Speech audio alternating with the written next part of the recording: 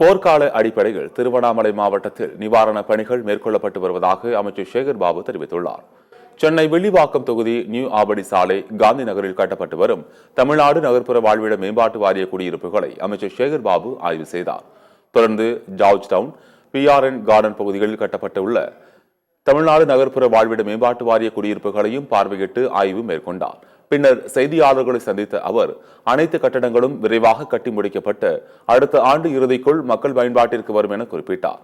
மழை அறிவிப்பு வெளியான உடனேயே முன்னெச்சரிக்கை நடவடிக்கைகளை தமிழக அரசு மேற்கொண்டதாக அமைச்சர் சேகர் பாபு கூறினார். வில்லிவாக்கம் சட்டமன்ற தொகுதிக்கு உட்பட்ட காந்தி நகர் பகுதியிலே பழைய குடியிருப்புகளை இடித்துவிட்டு புதிய குடியிருப்புகள் கட்டுகின்ற 500 குடியிருப்புகள் பணியை இன்றைக்கு ஆய்வினை மேற்கொண்டோம். எதிர்கட்சிகள் என்பது எதிரி கட்சிகளாக இருக்கக்கூடாது. குறைகளை கூறுங்கள், சுட்டிக்காட்டுங்கள், நிவர்த்தி செய்வதற்கு எங்கள் முதல்வர் தயாராக இருக்கின்றார்.